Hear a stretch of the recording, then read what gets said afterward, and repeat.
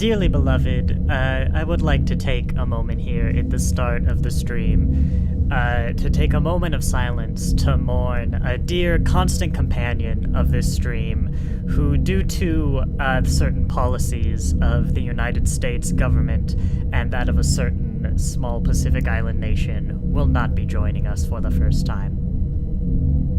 Good morning, Auckland, and welcome to Season 3, Episode 5 of Star Trek Picard, Imposters, where evidently, it turns out, the island nation of Tuvalu does not experience daylight savings time at the same time as the United States.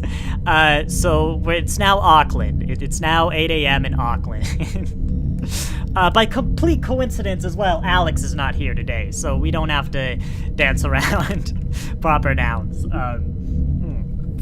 Don't worry, no one's died. Tuvalu hasn't been wiped off the map, but it's not 8 a.m. anymore. It's 7 a.m. or 9 a.m. 7 a.m. in Tuvalu. Yes, Star Trek Picard. Imposters. I'm gonna say it right off the bat here. I think that was the weakest episode of the season so far. There are a few reasons for that. Some of them subjective, some of them less so. I mean, ultimately, it's all kind of opinion. But in a lot of ways, it kind of felt like an episode 2 in the episode that has to sit back and explain explain the plot. You know, take a step back from the action and set the stakes.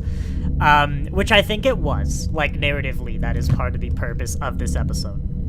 My mic is also peaking. I swear I checked these audio levels. There we go. Yeah.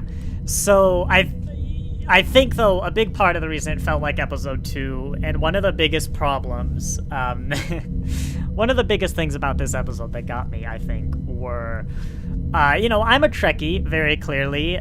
Even if I say so myself, I have, I think, a very good memory of Star Trek.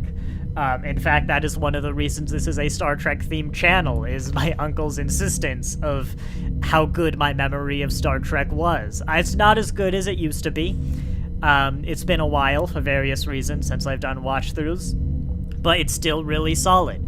I know Ro Laren, I know the story of Ro Laren. I actually had it spoiled that Ro Laren was going to be in this episode. I happened to see an article before I watched the episode today, like, why Star Trek Picard producer says why it was time to bring back Ro Laren. I was like, oh, I guess she was in this episode. But, more to the point, I remembered Ro Laren. I remembered the Bajoran. I remembered her story. I remembered her joining the Maquis. I think this episode kind of required you to take the class on Ro Laren and really be deep and fully versed in your Ro Laren lore. And I am not. And I think as most people probably weren't. Most people didn't go into Picard brushing up on their Ro Laren lore, because why would you expect to need to know anything about Ro Laren? And that suffered. The episode suffered because of it. Basically, every exchange between Picard and Ro Laren. There we go, we finally got her on screen. It's that weird feeling of, I don't remember any of this, like, incredibly strong bond, or any of kind of what was hinted at here and what we saw, and Picard's like, I don't think even I knew what she meant to me. I'm like, either, I don't know if that just wasn't there in TNG, or it was there, I didn't see it, or I just don't remember it. And the episode definitely suffers when I'm not going like, oh, this is finally paying off like some build-off from 30 years ago. It's like, was this there? When Sarah Jane met the 10th Doctor Was there really that in, like, she was talking about the adventures with the Fourth Doctor? Was there really, like, romantic tension back then that I didn't pick up on? Or, it's kind of that thing. And yeah, that took away from the episode. When I eventually make it to Rolaren and TNG, I'm certainly going to be thinking of this. And hopefully, it does build off. Hopefully it really is building off something that was there, but it's hard to stay engaged, when I don't remember that as much. Another thing against this episode for me, look, we're getting all the negatives here, is, just Mystery Box. The Mystery Box in Picard hasn't been too up in front, like the whole thing with Jack Crusher, those weird Vine things. It's just not a type of storytelling I'm particularly attached to. It's like, yeah, there's something weird going on with Jack. I've known that since episode 2, and I think exactly as much as I did in episode 2. And this episode kind of focused on it without building it, which I think is a strength of Picard. If Picard, this season, if it has to have a mystery box, up until this point, I think they've been doing it great, where it's not at all the focus, or anything. This was the first episode it was the focus, and I don't think it really went anywhere. The voice is becoming more clear in Jack's visions, and I will elaborate on all of this later, of course, when we do our little scene by scene. But I feel like there was a bit in this time when he was having one of his vision things that it sounds like Dr. Crusher's voice, who's saying, like, the connect with me, find me. It's still hard to hear, and I don't want to turn on subtitles, because I have been told, I know from the past, there are spoilers or at least there have been spoilers in the subtitles for this season. So I don't want to turn them on. Also, it's relying on a very common type of storytelling when they want it to be super disorienting and stuff. Like when he executes everybody on the bridge. When Jack Crusher, he goes to the transporter room, his, like, eyes go weird. I'm not going to find this scene, but, the weird vines appear on everyone in the transporter room, and it's horrific, but it was all a dream. And then the, like, transporter chief goes up to him, is like, hey, Jason, I think he said. He did not call him Jack, which was very weird. I don't know if that's going to go somewhere, or maybe Jack's name changed at some point in production. But, then Jack Crusher shot him, but it was all a dream, and then we came back. I bounce off of that so hard, just personally. Like, why would I be engaged in anything that's happening if there's a chance that none of it's happening, or it's all metaphorical, or yada yada? I bounce off that stuff so hard. And so, yeah, like, anything with Jack, any of that, I'm like, is this foreshadowing? Is this something that's gonna happen? Or was it, a hallucination? If it's something that's gonna happen, this isn't my first TV show, so I know things aren't as it seems.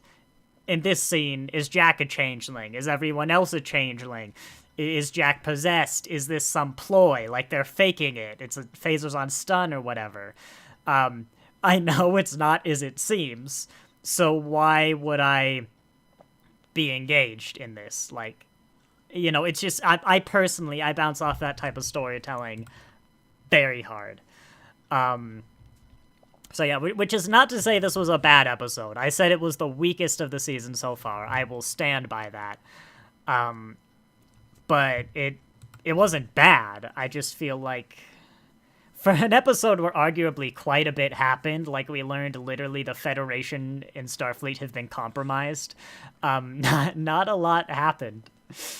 One more point I'd like to say just generally before we start doing scene-by-scene stuff.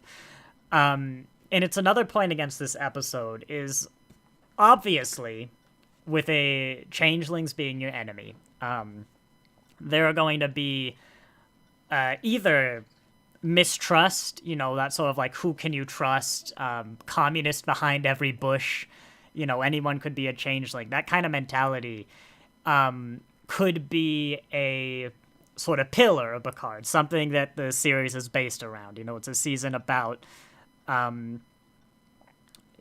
kind of fear, that suspicion, and presumably why it's bad, why we want to avoid it.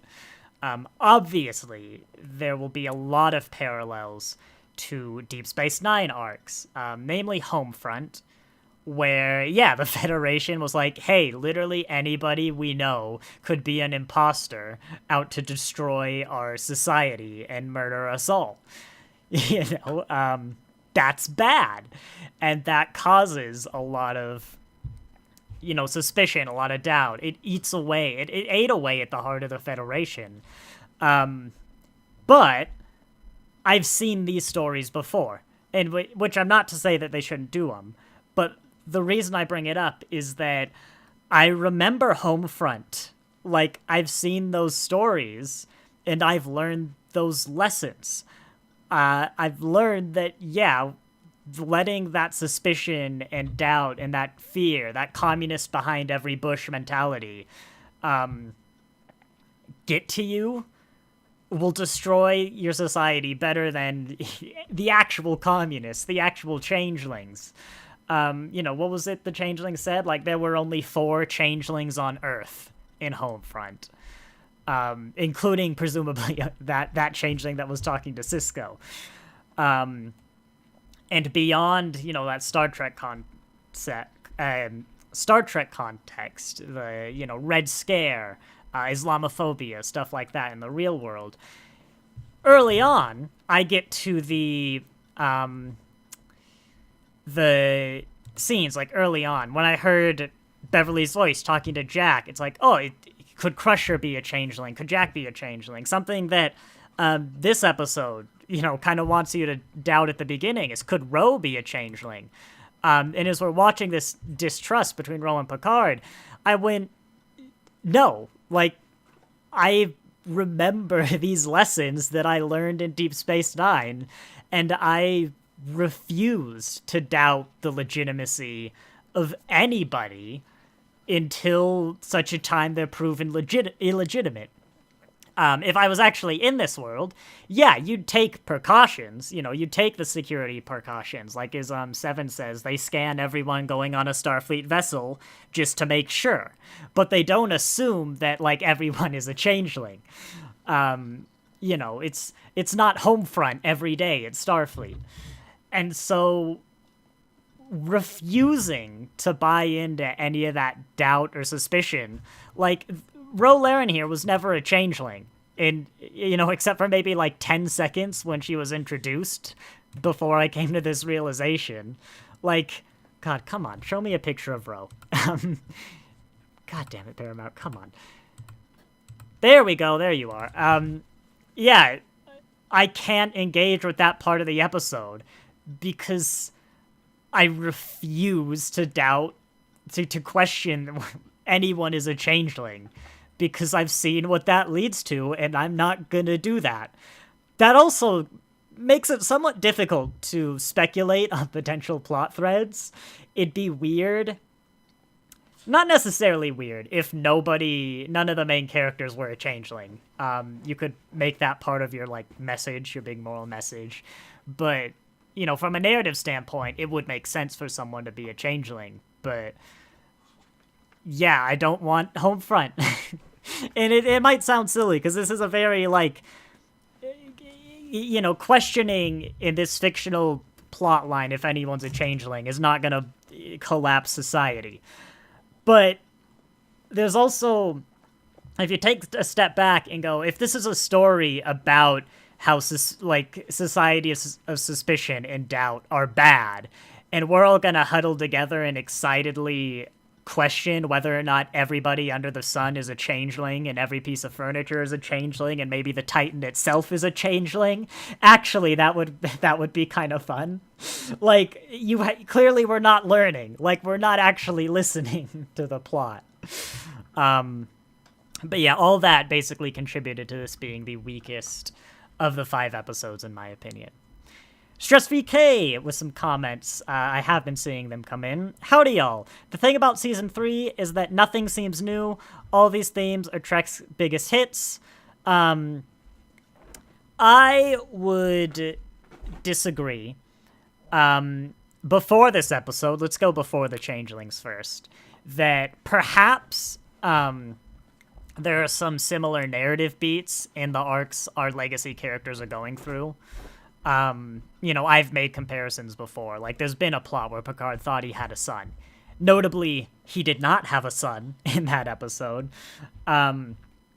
But I think they've all been very satisfying character beats, very logical, very natural character beats.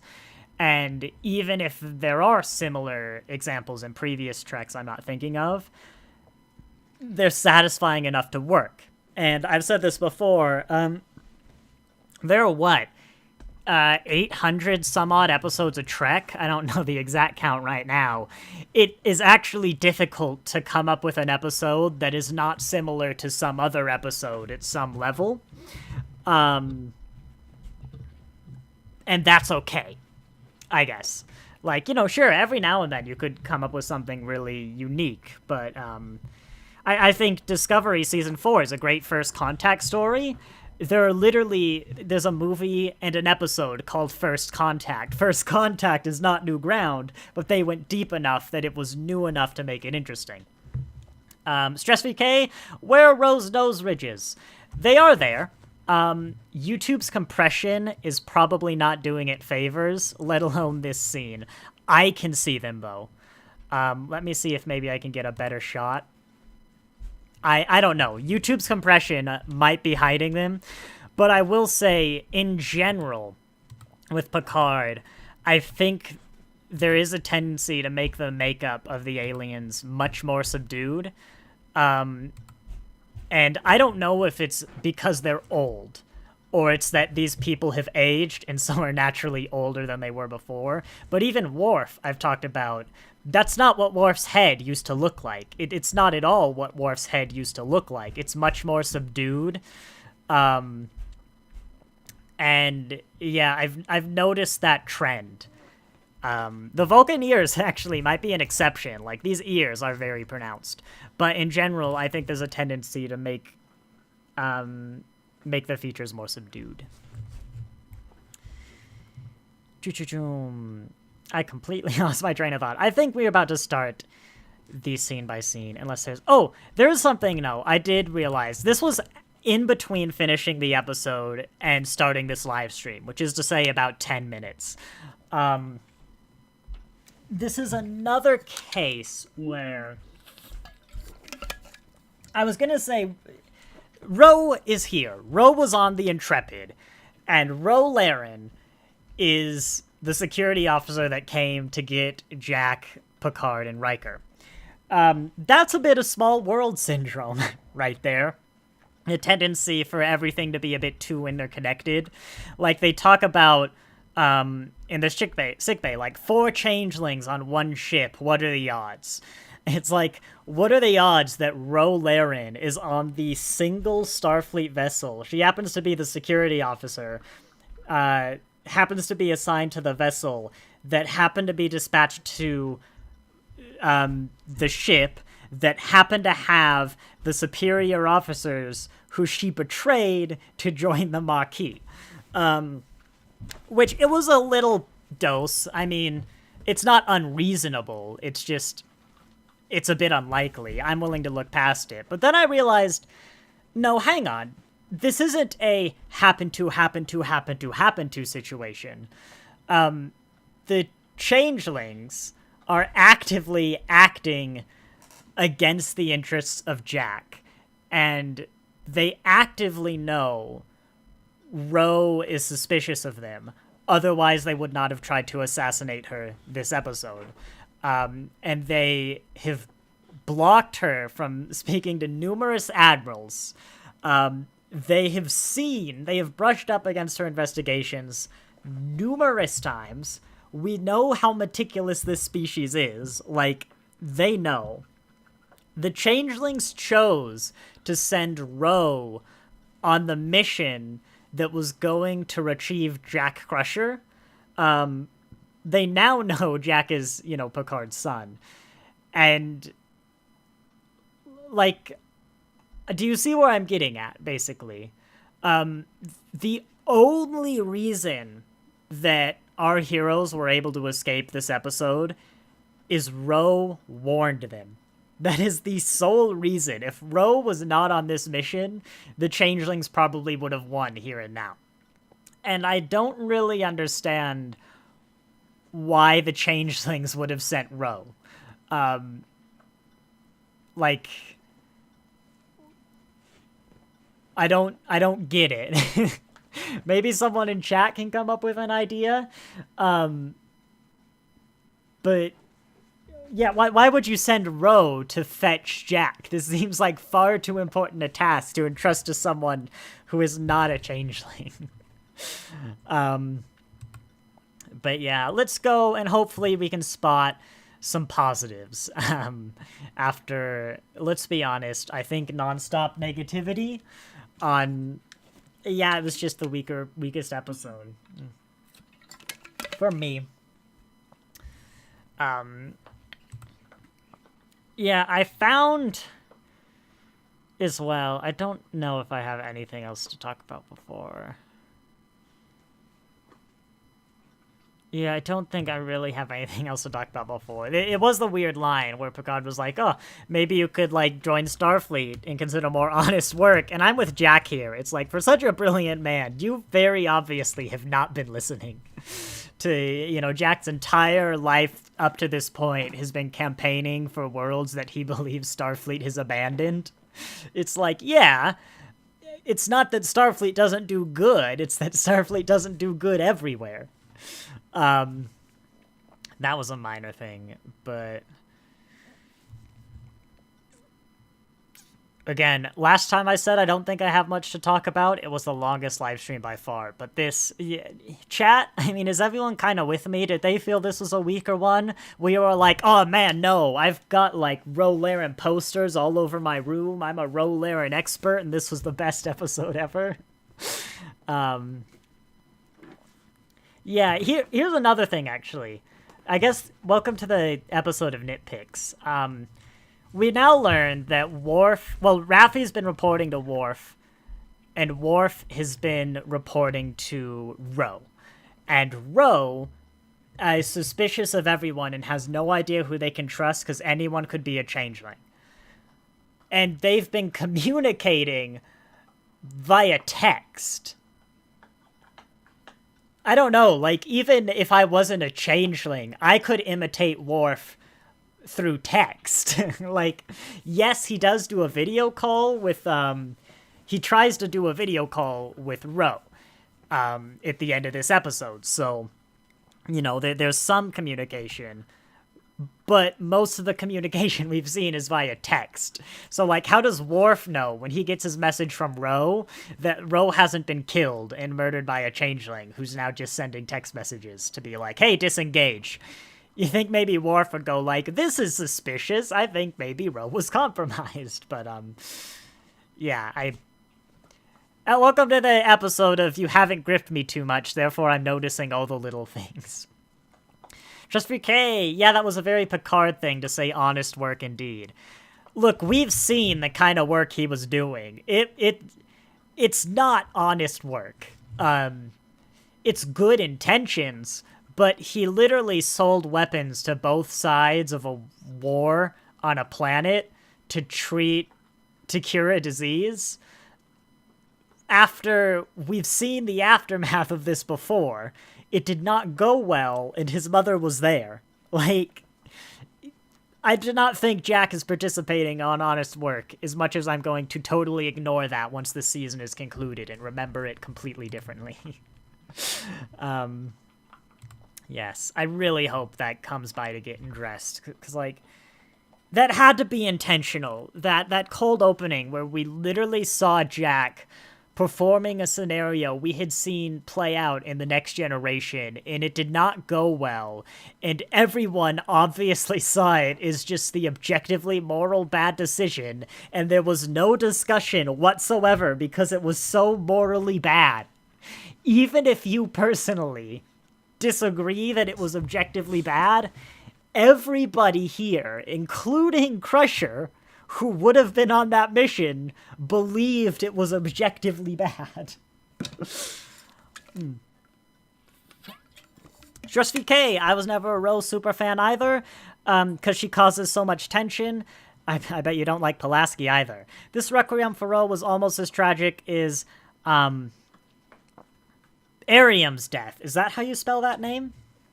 Stress VK, I don't know if you mean to say that it was very tragic for you, or you couldn't give two shits about it. When Ariam died, I was on my phone. True story. But, yeah, I honestly, that's a good point. I don't really remember what I thought of Ro, because honestly, it has just been so long since both I saw TNG for the first time, and, the last time I saw TNG, it would have probably been before college. I really don't remember. I'm pretty sure she definitely wasn't one of my favorites. I never think I was that keen on her. I'm not sure if I disliked her, I guess is the main point I'm getting at. I know she was kind of supposed to be on Deep Space Nine, is Kira's job, and she didn't want to do it. And I see a lot of kind of people in posts sometimes is like, oh, I love Kira, but I would have loved, having Ro there, seeing what could have been. I'm always like, whenever I hear that bit of trivia, I'm like, thank God. Because I always liked Kira, which is incredibly impressive because I don't think I ever agreed with her on any position. And in fact, I think I usually strongly disagreed with her, but I still liked her character. So for me, it's like, phew, we dodged a bullet there. Deep Space Nine, they probably would have made me like Ro, but yeah, it's also just a character I'm not attached to. And it felt kind of weird just bringing her up to kill her. I hear Icheb, I hear Hugh when I see that. And I'm not outraged or anything. I'm like, yeah, fine, whatever. It just, it feels a bit odd, especially after the amount of flack they've gotten for bringing back beloved characters just to kill them. This is an episode, by the way, we are definitely going back to check the Reddit on. I'd love it maybe if someone knows a more unbiased source, because the Star Trek Reddit is heavily biased towards positivity. I think they'll ban anyone who throws a fuss about Ro Laren's death. But I'd also be surprised if anyone really liked her enough to be upset. Like, I don't know, she got it pretty good, if you ask me. Like, all the Maquis had been murdered, apart from the ones who were on Voyager. So, that was her fate for the past 30 years. This seems a bit better to me. Oh, yeah. And good luck if you haven't seen classic Star Trek, like that whole 24th century block, or don't remember it in a while. Because, I know this is Picard. This is kind of the show that goes, okay, you've seen it. You've definitely seen TNG. But even this, to have an episode so heavily based on Ro Laren and all this stuff, the Maquis, the intrigue, that was surprising. That was so deep. Ro Laren isn't even that deep of a reference, but, you have to know Ro Laren and the Maquis, and the whole situation around all of that, and really know it to fully get this episode. And I'd be surprised if the only people who would have gotten that are the people who just so happened to be at that point in their TNG watch-throughs this last week. It was a surprising move. Stress VK, Ro did make a genuine sacrifice, but I just didn't care for Ro. But Ariam's plight as a cyborg having to do a daily memory purge was heart-wrenching for me. Yeah, early Discovery, I've talked before, I don't think it's good. I honestly don't remember Season 1 too much. I know Ariam's death is Season 2. I think Season 1 I just couldn't get over the fact that everyone would blame Burnham for the Klingon War, when she very clearly is not responsible, and Starfleet has all the evidence they need to support the conclusion she is not responsible. In addition to some other things, like still don't even know what was going on with Ash. But it was probably alright as a show, just not really Star Trek. And season 2 for me does not work on any level whatsoever. So, and yeah, I didn't get attached to the characters. I didn't like that you had someone that technologically advanced. I know they explained it later, is like a non-Federation tech. I just have far too many problems with early Discovery to care about the characters. And even now, like, we're about to have the final season, and so many of them just didn't get anything. It's baffling to me. But welcome back, Alex. We're now gonna dance around proper nouns. The raisins, and then I'm gonna go make Irish soda bread. Make sure to cut the top so all the fairies can come out. Anyone else? Why they have you cut the top? Yeah, anyone else watch Call Me Kevin's latest video? Yes, I learned that yesterday. Are they? I think they're behind the computer. Did you know that, like, what we refer to as, like, Irish fairies, like, when they got changed with impersonation, they were originally referred to as, like, fallen angels? But, like, yeah, they're meant to be, like, the like, seal of the Sealy Court. Do you know what that means? No. They're the good fairies. The Unseelie Court is the bad fairies. Did you know that? Now you know. They should. Did you know that, honeybees, specifically in Ireland, are considered a type of fairy? They're specifically called brownies, and they're a type of, like, house fairy. They should get Bill Nye on Star Trek. I think they should. Okay, I'm gonna go make the bread. I don't even know how, but I'm down for that. Bill Nye for Star Trek. Just, you know, it'd be funny if, like, it's just never explained, but they get Bill Nye on Star Trek, and he's literally just doing Bill Nye the Science Guy, like, in the 24th, 25th century, whatever, and it's just not explained at all. He's just doing it. Oh, yeah. Man. Starfleet design, starship design, you know, I have most of Eaglemoss. I'm looking at right now all of the weird-ass ships from, like, the movie era to the TNG era. Like, I think Starfleet design is generally a lot weirder and a lot worse than we remember, because it's all the background ships, but, like, this era. God. That's all I have to say. This is like a gun. This era of starship design is certainly something. I mean, I think the writers are told we want something different, and they've just run out of ways to push and pull the shapes, so they do stuff like this.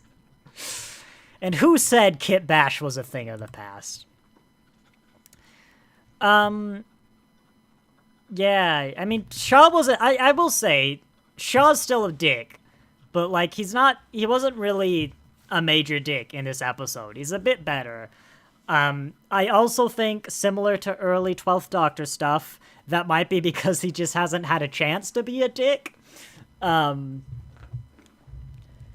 last episode I said Shaw's kind of redemption had to start now for me to start caring about him at all. Maybe this is part of it. Like, maybe he's going to be a bit softer. I mean, he's now he's on the same side as everyone else. He's not against them, so he's probably going to be softer, and I think that's going to help. But, yeah, I've talked about Shaw enough.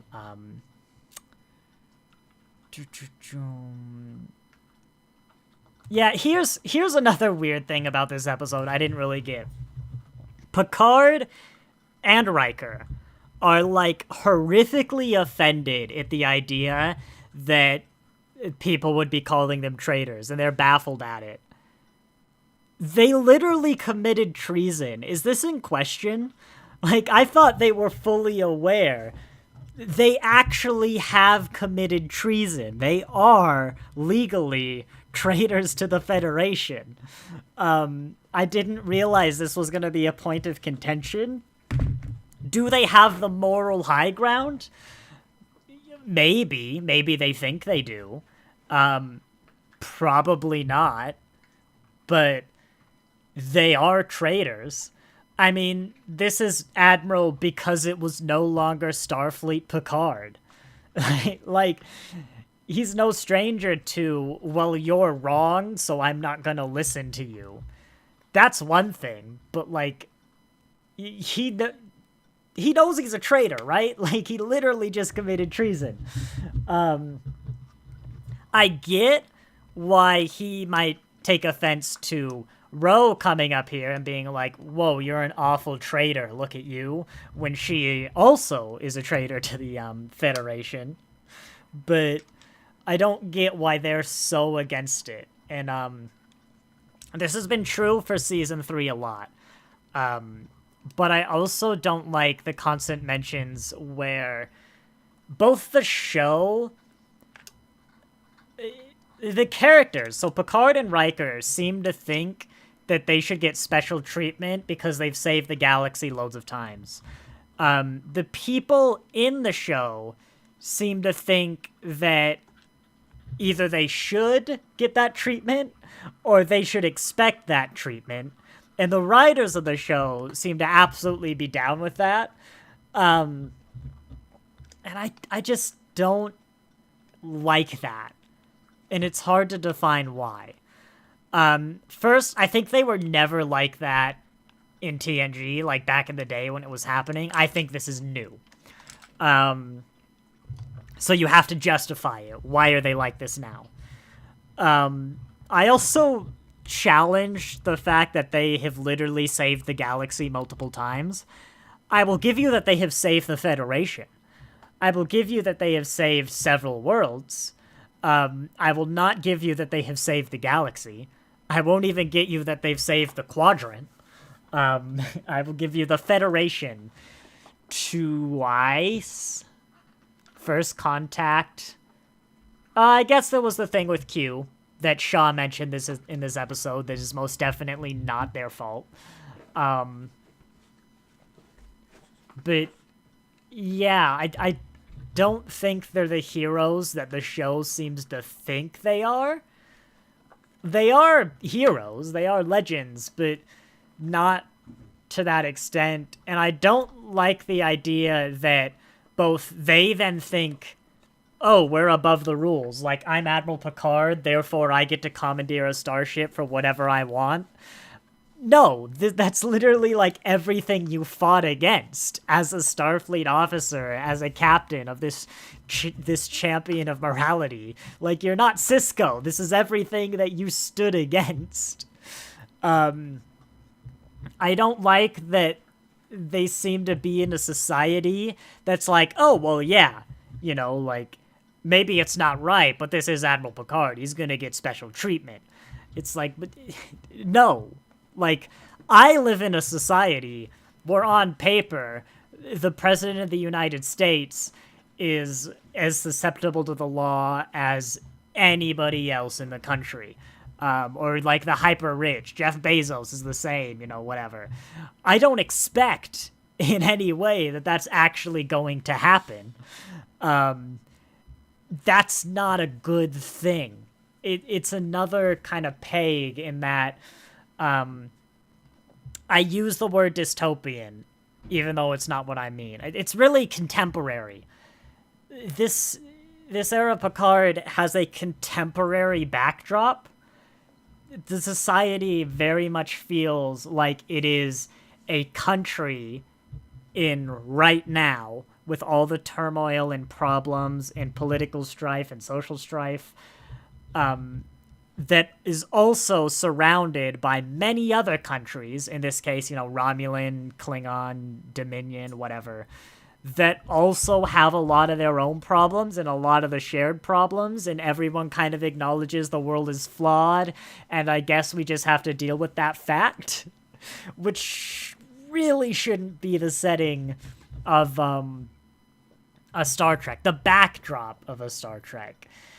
In Deep Space Nine, again, which I constantly reference because it was the closest example in the classics of a flawed utopia, so to say, I think Starfleet always held to that ideal that, yeah, these are awful times and, like, it's really hard to stick to our morals, but we're gonna do it.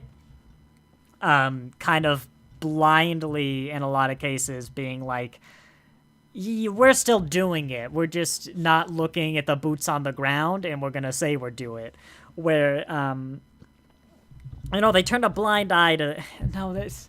God, it's hard to define. I think they really believed they were better. They didn't have to resort to all the subterfuge and tactics of their enemies, of the less enlightened parts of the galaxy, so to say. But because of that, Cisco and the boots on the ground who actually had to carry out these orders believed it was impossible and they would have to be more adaptable. I mean, I've just started my Deep Space Nine rewatch through. I decided it was the time. I'm on like episode 10, 11. And yeah, already there's so many references to like, this isn't a Federation starship. This is a Bajoran space station. Like, our security is having to be a bit more loose. We have to let Quark slip through the cracks sometimes so we can catch the big fish. We have to do some not quite by the book things just to get the results. But the society still held to those utopian ideals. So it could tell those darker stories and really question it. When Picard questions utopia, I feel like it doesn't have any weight, because it's like, well, you haven't set up a utopia. You've set up a contemporary government. It's like, well, yeah, of course the contemporary government is going to act dubiously and not be ideal. So you're not saying anything.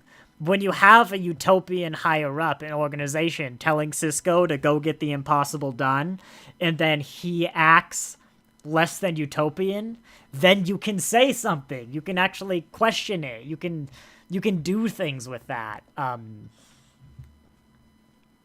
of course, I've said before, yes, personal preference, but I don't really want to watch a contemporary depressing government.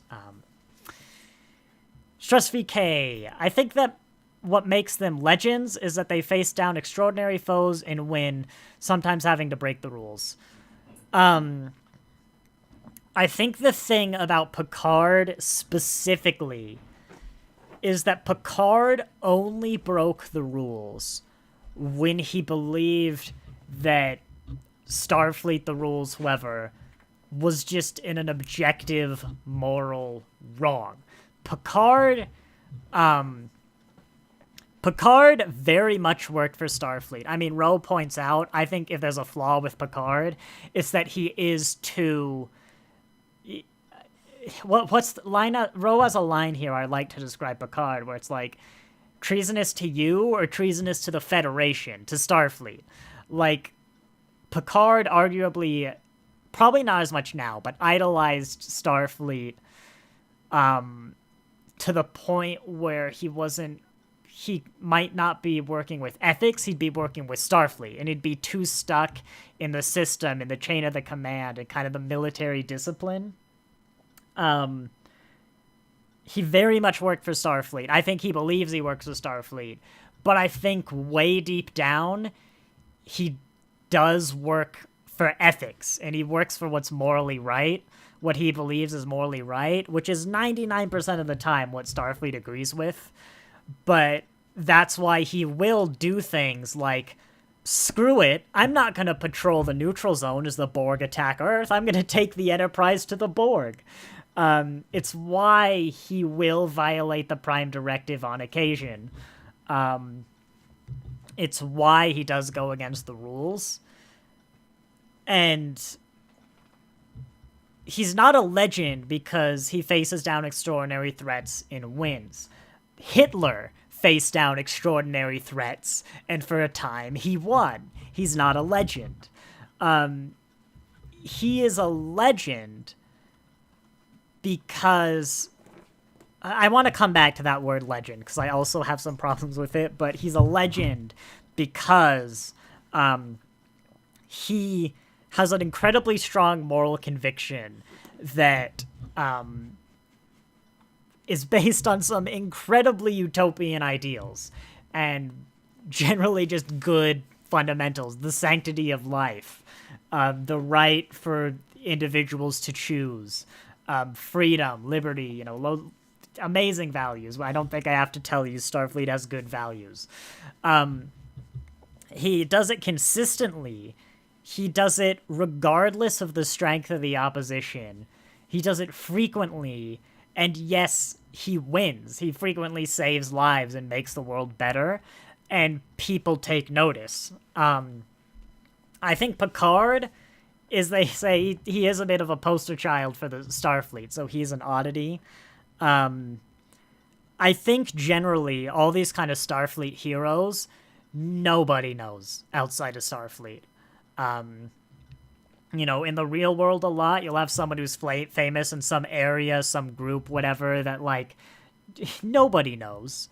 Take huge YouTubers. Unless you're, crazy big and have been that way for a while. I think a decent amount of people who don't interact with YouTube would probably, you might know the name PewDiePie, because he was kind of a, when you're at the top for so long, you get kind of made a token example, Picard. But, if you never interact with YouTube, how many people are going to know, Markiplier's name, really? Even though, dare I say, maybe most people on YouTube, if as close to all as you could get, would know his name, because he's so big. I think it's very similar that most people outside Starfleet don't know these people's names, unless it's you'd probably know Janeway, because that ship that got teleported to the other end of the galaxy and made it home is a great story that's interesting. You'd know that. Just like we know about the weird disappearance cases, people who disappeared and then came back. Voyager probably would have been noteworthy for disappearing, and then it reappeared. Imagine if the United States military lost a battleship and then one day it called us from Mars. You'd know about that because what? How does that happen?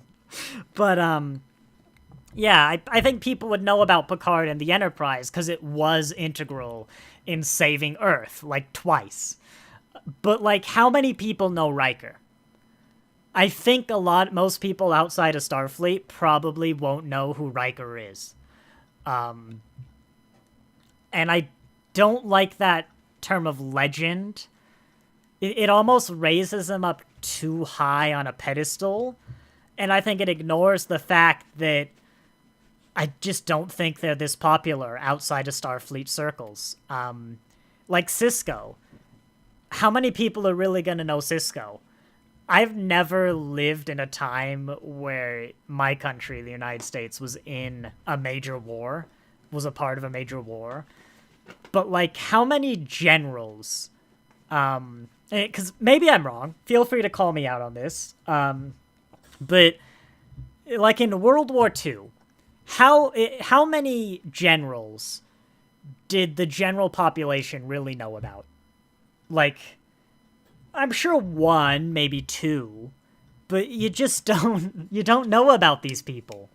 And Starfleet isn't the military, but that's my point, is why would anyone know about these scientific expeditions the government's sending out? The only reason they'd know is when it acts as a military. And so I also have problems with the term legends.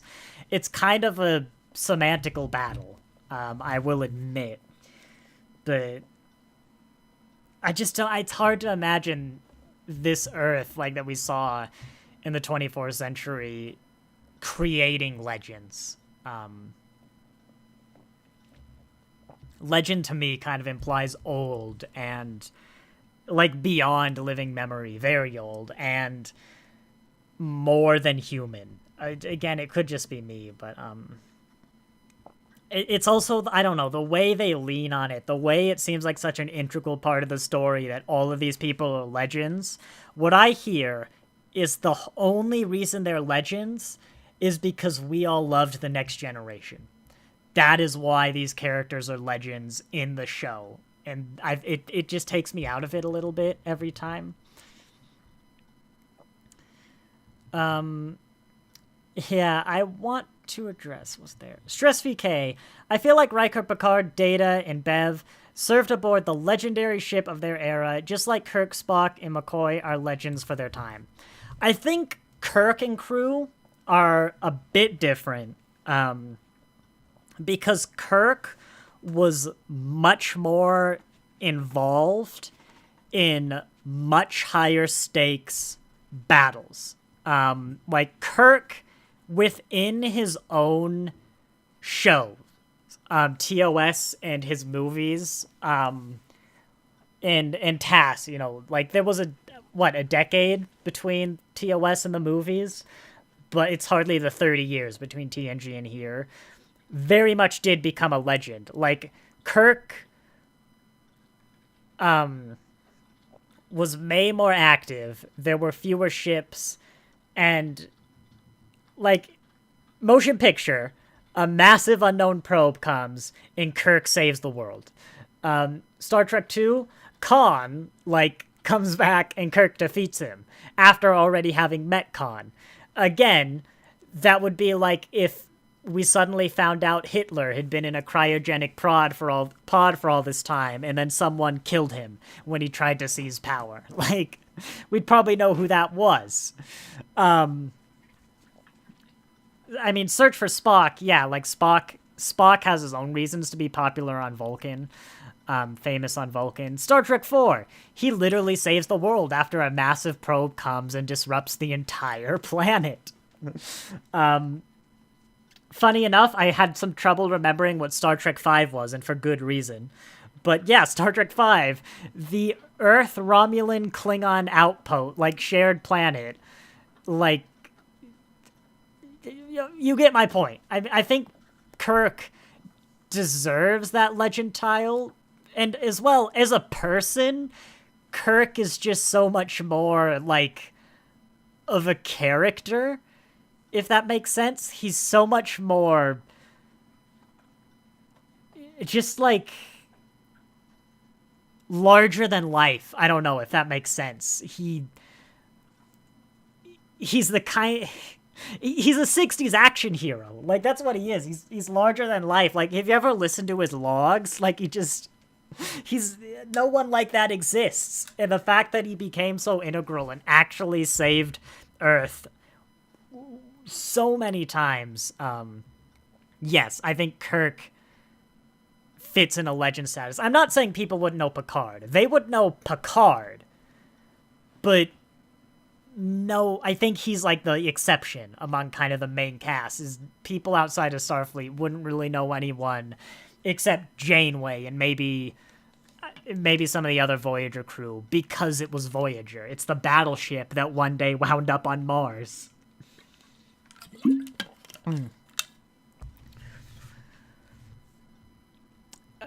Let's go on. And then Archer. People would know Archer, but he was the first president of the Federation. That's why they would know Archer. He's essentially George Washington, I'll just address it here, because I brought up it last episode. When Seven shot the changeling point blank, and it very much looked like she died. These are, I'm very concerned by the amount of changelings who are being executed on this ship. Because, yes, Seven murdered that changeling in engineering, and Jack here murders the 4 changelings. I get Jack. He's, I don't know, possessed, conditioned, something's going on with Jack. But Seven chose to murder that changeling. This was never addressed. This was I didn't realize it was on kill. It shouldn't have affected the changeling. It was on stun. I don't know what happened. This was just yeah, Seven killed that changeling. I don't know. Ro hears that. It doesn't go, damn it, Picard, we could have questioned it. She goes, oh, well, you know what happens. I did some looking while I was setting up. Let's see, I can stream this. Here's the memory alpha page for Changeling, which incidentally, someone has changed the quote to Shaw's incredibly racist quote in summary that really doesn't sit well with me, and I don't like that. But I did a search for phaser across this document, because I'm like, okay, am I just forgetting some bit of Deep Space Nine where changelings can't be stunned? In fact, I'm gonna hide this. Don't spoil it. But I did some thinking, like, maybe no one ever shot a changeling with a phaser, because they weren't really boots on the ground in the war. There was a time Odo went a bit crazy when, like, his scientist who discovered him came to the station. Maybe someone shot him. I don't remember. So I'm like, let me check. And I came across this line. Changelings were also killed by a phaser or disruptor fire at sufficiently high settings. And then some Deep Space Nine references that, incidentally, I searched for phaser. Doesn't really mention... Oh, hang on. The Bashir shoots the changeling, causing him to explode. Let me read this paragraph. Is that a shame? Yeah, it's dawning in Rob O'Brien. Terran workers... Wait, is this a mirror universe? The Terran workers scatter. Is Odo contacts engineering? Oh, he shoots Odo. Odo spots Bashir and reaches for his own phaser. Bashir shoots the changeling. Which Bashir is this? This is an important question. Then again, with the mirror unit, the Terran Empire doesn't strike me as having a stun setting. Yeah, like, this should be addressed. Either you're gonna tell me that this Starfleet phasers don't have a stun setting, which, no. Or you're gonna tell me that Seven just actively chose to murder that changeling who, even if we're gonna ignore the ethical standpoint, probably had some incredibly valuable information. Carlos, has anybody done a body count since Season 3 has started? Well, it's 5, at least. There's the Ferengi guys. You know what? It's probably like 2 or 3 dozen. Terrans don't stun. Yes, maybe he had a Federation phaser? Was it Mirror Bashir? I don't know. It's been a while. I'm watching Deep Space Nine. I'll let you know if there's ever a line about that, or someone stuns a changeling. I'm willing to bet that there's probably not an instance of someone stunning a changeling in Deep Space Nine. I just don't remember if they were ever shot, and, like, what happened. Seven shot the changeling earlier in the hallway, and it escaped through the floor vents, so she probably turned up the settings. Possibly. I didn't clock that before. I just feel like there needs to be some line, either in Deep Space Nine or here, that, like, changelings can't be stunned, and so you have to kill them. Especially from Ro. When Ro didn't react to that, that shocked me. I guess she knew there was a changeling threat already, but from my perspective, when I saw that scene, Ro Laren had just learned that a founder had been executed on the Federation starship, which could put, like, earlier, last episode, there was fears that acknowledging a terrorist splinter group from the Great Link would have reignited the Dominion War. And I remember how big the changelings are on being murdered. So you think the execution of a changeling by the Federation, people might be a bit more worried that the Dominion would take notice of that, and launch another offensive. Stress VK, 7 shot the change... Oh, wait, I read that one already, yeah. It's just, I feel it's a line that needs to be addressed, and it's another one of those things that's contributing to this very, in a contemporary military, which, let's be honest, Starfleet's acting as a military in this situation. You wouldn't bat an eye at that. And that's the problem, is in any other Star Trek, I feel even Sisko would have, like, looked down at that changeling he just murdered and gone, he would have given some disapproving look of, like, I wish I didn't have to do that, you know? Like, they would have been like, it's a shame it had to come to this, or what. Like, give me something, but, you know, this to me is the Seven who went on a murderous rampage in season 1, and it's just like, I murder people now, I'm 7 of 9, how do you do? Yeah, whatever. It still bothers me, by the way. This is not Picard. Yeah, that is an obvious mobile emitter. You really... Could you have put that under the jacket? Like, maybe it only projects inside? I don't know. But, it really bothers me that the Federation has mobile emitters. Because the time travel police are so big on not letting future technology make its way into the past. Like, that was the entire point of the episode that introduced the mobile emitter. And then they were like, I guess we'll let the Doctor have this 26th century technology. And now it's just, like, everywhere. You think... This right here is why the 32nd century banned time travel. That's all I'm saying. It really bothers me.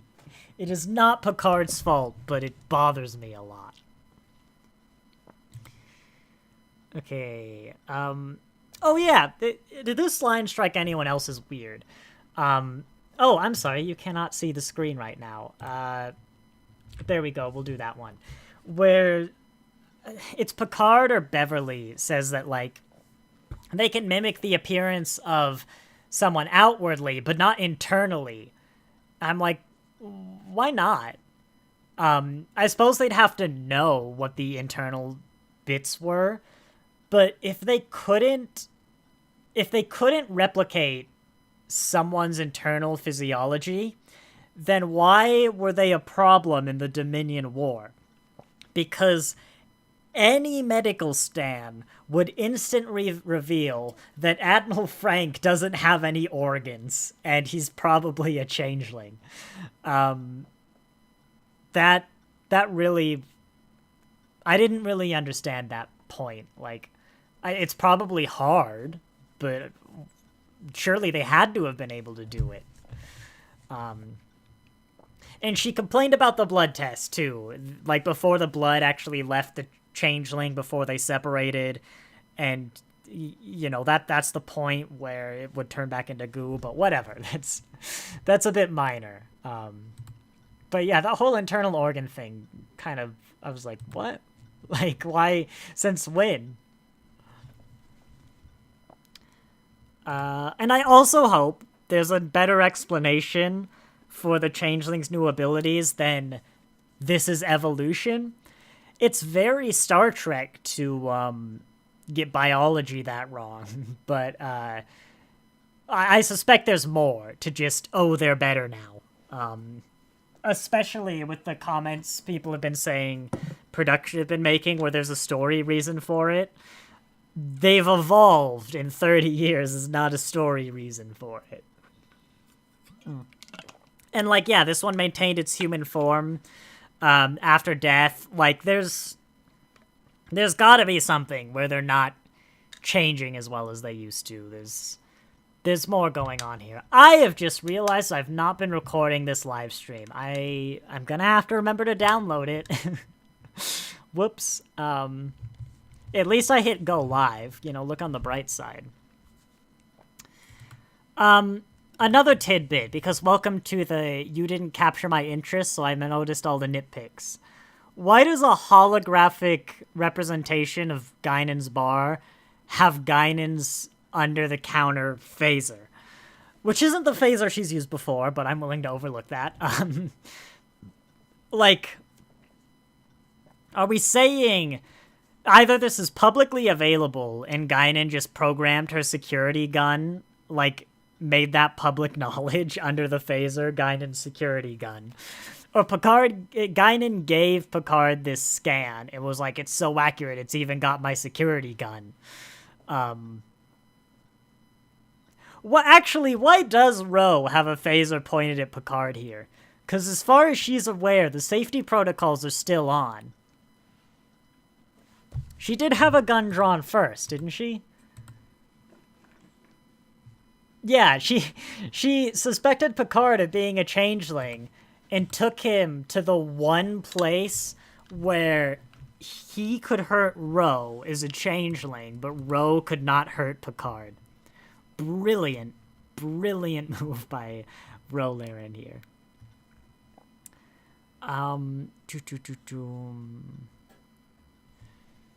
I've just realized as well, I knew this was a new uniform, but she's legitimately just like a commander on the Intrepid, right?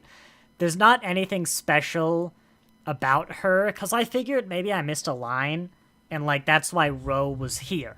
Is she's actually like, I don't know, in charge of Starfleet security, but she's only a commander, which would imply she's just a security officer on the Intrepid. Which again, can we please stop reusing the starship names this heavily? I know it's been done before, but it really bothers me how much the levity they go with reusing names nowadays. The Intrepid was obviously an Intrepid class, but before then it was also like 5 ships that had just been mentioned in name. I don't like that they reuse the names of ships that we've seen before and have been prevalent, especially so lightly. It's just, I was a fan of, like, giving a letter on, like, the Enterprise A, B, C, D. Like, that was a big deal. Like, getting the name reused was a big deal, and having that lineage was a huge deal. Now, that back in my day was special to get a letter, and now they're putting it on any Titan, Bozeman, Yosemite. Yeah.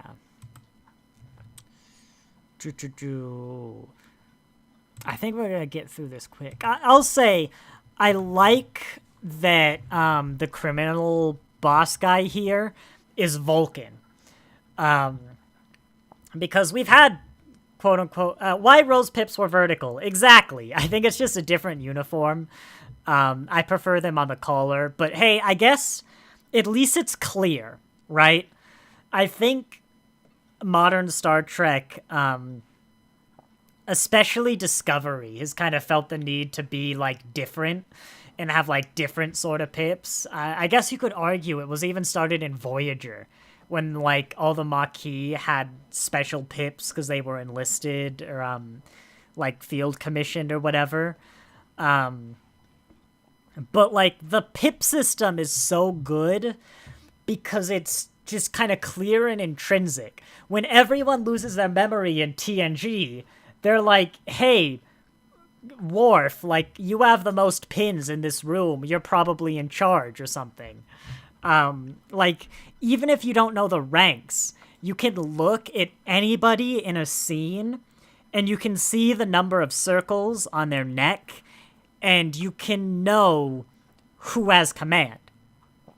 Almost intuitively you can know. Because the idea of, like, the more decorated the military officer, the, like, more badges on their uniform is very, at least in America, it's ubiquitous. It's to the point of comedy where, like, your ultra decorated admiral will have, like, more badges than shirt on their shirt. And if you look at the Discovery uniforms, like, congratulations, you've put the rank on the badge and, like, on the arms and on the collar and on the shoulders, and I still don't know what anybody is. It's almost, like, over-designed. And the pip system was so good because 4 was enough to kind of look at it at a glance, Admirals had the same pip system, but it was a bit more decorative. So you could intuitively know this person with one pip, but in like a fancy box, in like a fancy shoulders or whatever, is higher than Captain Picard. So at least it's clear. Like, brilliant. The pip system is great, and we need to go back to it. Going through. Yeah, the Worf fake-out death was weird. Because this was such, like, a nothing death. There was not a moment I actually thought he was dead. Like, people say Tosh's death was rather meaningless, but this was so nothing that it was, like, boring. I'm like, when's he gonna come back? Because, like, you just don't kill Worf like that. You just, man. And especially knowing, like, how sturdy a Klingon is and all their redundant organs and whatnot.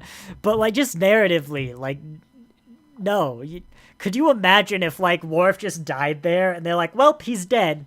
Stress VK, did not fool me for a minute. I thought you said it did fool you, and I was about to be like, oh, whoops. But, yeah, could you imagine, though, if they went like, well, that's just, Worf's dead. This legend, Worf, son of Moog, son of Roshankar, slayer of Gowron, house of Martok, just dead.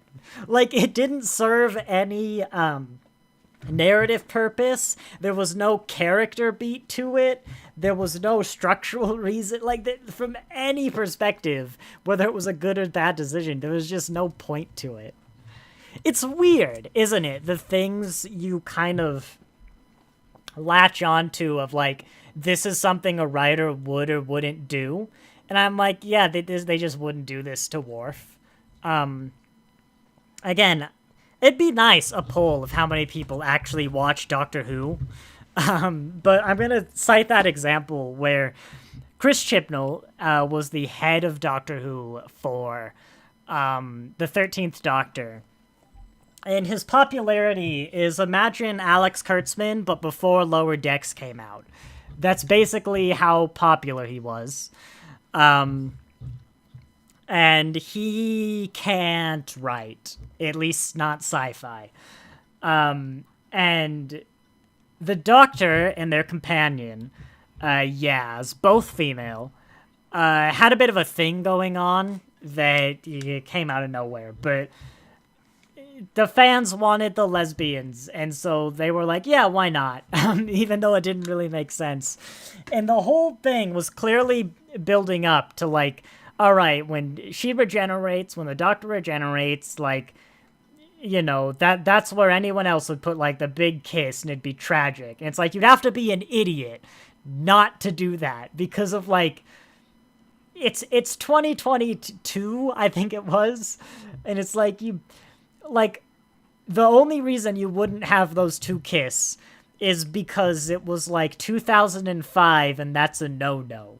And, like, you'd have to be the most deaf, tone-deaf, politically deaf writer. It's inconceivable that anyone would not have these two kiss. And I did not believe for a second that Chris Chibnall would write them to kiss. Like, everyone, I'm like, yeah, they're just gonna, like, say goodbye. And, yo and behold, power of the Doctor, they don't kiss. They just are like, okay, bye now. It's weird, because you're like, literally no one would do this, but this is exactly what that guy would write. Or in this case, it's like, you know, I know these writers have failed a lot for me on story beats, but I just know they wouldn't do this to Worf. Because, like, there's literally no reason, and it's so nothing. If they're gonna kill Worf, it's gonna be a big deal. And it's going to be a scene that feels like it has a weight and meaning, and there's going to be some purpose to it. But also, I'm going to spend the rest of my life imagining, like, imagine a world where Worf just died here. They're like, well, Raphaelia, you need this information, so you gotta die. I'll tell you what I thought was actually going to happen? Which would have been a much better scene. You could even still have done it the same way. is this Worf give this whole speech about, like, right, a sacrifice has to be made. Like, we'll reveal, yeah, it's been an honor. Don't presume to know what I've sacrificed. Like, you had that set up, that he sacrificed so much for this mission. And he was like, I guess it's time. He stands up and picks the knife and kind of holds it in front of him. You know what I thought he was going to do? And Raffi was like, what are you doing? Because I thought Worf was about to kill himself. And Raffi knew Worf was about to kill himself. Because he was even holding the knife, like, not, if you hold your fist out in front of you, he wasn't holding the knife up like he was about to attack someone. He was holding the knife down, as you would if you were to grab it with both hands, raise it, and stab your gut. I thought Worf was going to try and commit suicide, is like an honorable thing to do in his mind, which I'd like to interject here, it's not, but we've seen Worf before would believe a death like that is honorable. And I was kind of surprised when they went with this, like, fight, let's trick him kind of route. Yeah, that was surprising to me. But that would have added more to the scene. Because, like, you still probably wouldn't believe that they'd actually kill Worf in such, like, is an afterthought. But I believe that you might see that as like there's enough setup and there's enough narrative there that you could do it. It just wouldn't have been a great death. You know what I mean? It was so built up to, even unintentionally, and even if there wasn't enough, there was enough build up that I went like, oh, this is what's happening. I see the dots that you've laid here. What happened to the music in this scene? It just kind of stopped at one point when they were talking. Carlos A. Smith, never seen a Klingon commit suicide. Are you sure about that? There was the episode where a barrel took down Worf and paralyzed him forever, and he wanted to commit suicide. There was the episode where his Klingon brother wanted to commit suicide, kill himself. Have we actually never seen a Klingon commit suicide? I mean, there have been Klingons who have gone into suicidal battle before. Like, I'm gonna die, but I'm gonna do it in battle. Even if we've never seen it, we have absolutely set a precedent for Klingon suicide rituals. I might check this. How do I Google this, though? How do I put it in memory alpha?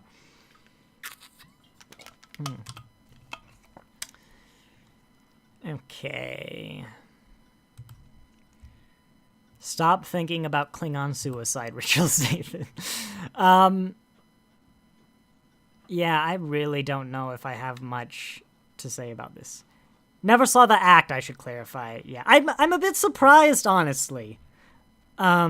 Maybe they don't want to put that on screen, but Deep Space Nine, like, there have been suicide attempts in Star Trek before. It just surprises me a bit, I guess. This one as well kind of lost me, where Ro's security act disappears. And she hails the, Intrepid, not the Titan. She spends an awfully long time, like, trying to contact the Intrepid and investigating this bomb, and not going, that's it, I'm headed back to the Titan. Captain Picard, get me off this shuttle. You know, like, she was so competent up until that point of the episode. I don't know. I also want to look up a picture, because I don't remember what Ro looked like, but this person doesn't... Star Trek Ro Laren. Yeah, Ro had short hair. I mean, this is the same actress, right? I've assumed it's the same actress. I'm pretty sure... She doesn't have a mole anymore. Do you lose moles with age? But yeah, this is the same actress. That's actually weird. Ro, wait, how long have you not been able to see the screen? Ro Laren has a mole, like, right about there. but she doesn't when she's older. Do you lose moles? Was that a cosmetic in TNG? But I will also say, let's see, someone mentioned her Bajoran ridges are much less defined. I think Deep Space Nine changed this. But if you look, Rose actually got some sort of vertical ridge and kind of like eyebrow thing going on there that isn't there here. Actually, a little bit. But I also don't think Bajorans have this after Rose. Oh my goodness, that's a... Well, there we go. Look at that. She looks like young Ro, who actually has much less defined nose ridges. There you go. There's young Ro.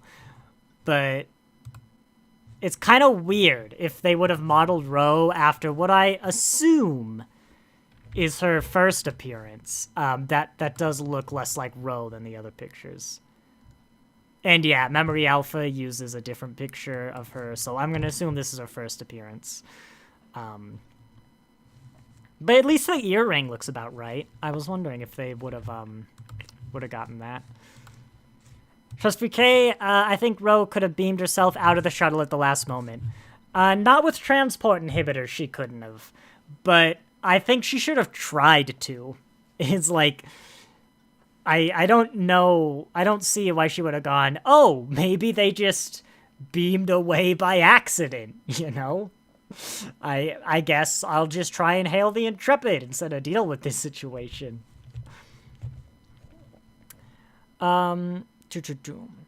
Carlos, Ro had a brow ridges, very pronounced, and as her nose in the TNG era, and as her nose in the TNG era. I'm not sure how to read that sentence. New Trek, no brow ridges, and the nose is lessened in presence. She looks more human than Bajoran. Absolutely, because the ridges are not as pronounced. But I don't mind the eyebrow ridges because I'm checking now. Yes, having just watched Deep Space Nine, Kira does not have eyebrow ridges. And I'm pretty sure Bajorans after TNG, no ridges. That's Ro again. No ridges. I think they just changed the makeup after Deep Space Nine. And yeah, no ridges. When it comes to the Bajoran makeup, I would absolutely go with what Deep Space Nine did instead of what Ro Laren was. That's just clearly, if you want to complain, go yell at Deep Space Nine. Like, I get it's Ro. I guess this woman does have a bit of ridges. Season 1, Episode 4 uses the prototype Bajoran prosthetics. So I guess that's what it was, like a little prototype. I also suspect, though, whoever was the makeup artist didn't like the look of the ridges for the female Kira. Oh god, what's her name?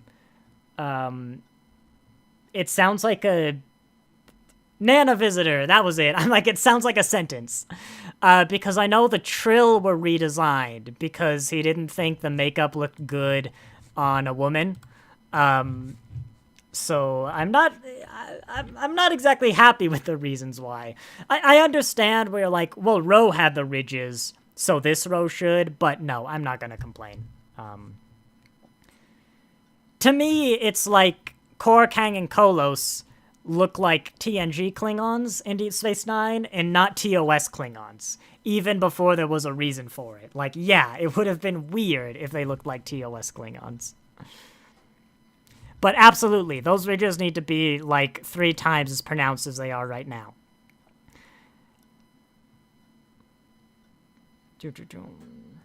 I'd have to look. Like, is this some modern thing where aliens in or maybe just like prosthetics in general are less pronounced than they were back in the day. Because like the Bajoran nose ridges aren't super pronounced prosthetics. But like the Klingons aren't as pronounced. The TNG style. The modern TNG style, at least. The Ferengi, I feel not as pronounced. Like their ears are smaller. There's like a toning down of the alienness almost. And you think you'd go the other way. Like Saru is over the top. Now that we have the budget and the just more of an ability to make convincing, way out there aliens, you think that's what we'd get. And so it's kind of weird that they step back. I mean, maybe it's pushback. Like they took the Tellarites and pushed them to be more. The Andorians, they pushed to be more. And I think there was resistance to those changes. But if I was like head of Paramount, I'd go, okay, make it look like they did before. I wouldn't go take what they looked like before and tone it back. That feels weird.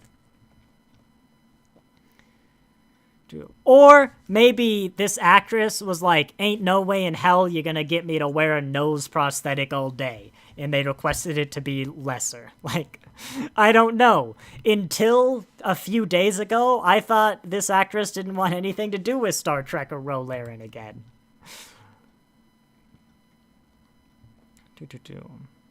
Oh yeah, I think I got interrupted though when I was saying I like that this criminal guy was Vulcan. Because sci-fis as a whole, I've talked about before, have a tendency to make an entire race one way, and everyone on this race does this thing. I think Star Trek is very good at going against that, but this is just another piece to be like, no, the Vulcans aren't good guys. Like, every Vulcan in the universe isn't a good guy. They're a society, they're criminal Vulcans and whatnot. Carlos A. Smith, side question. What is modern about New Trek? And yes, there has been a toning down on the alien looks that are humanoid. Do you mean to say what separates modern Star Trek from what makes modern Star Trek modern and like Enterprise not modern? In my mind, that is almost entirely down to just production value. I mean, there's little things. See these black bars on the top and bottom? That's modern.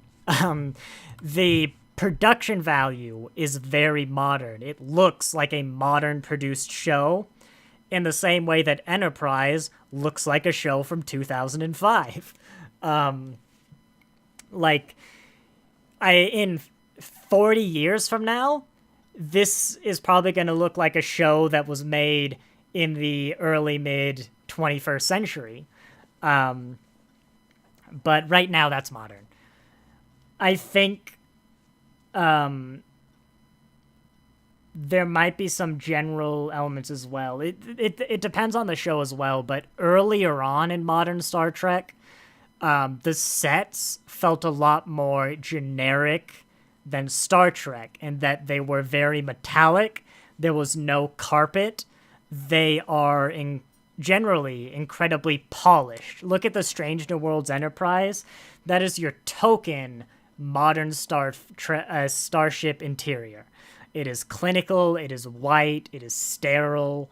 With the exception of the bridge, which is a modern take, they're very modern ships.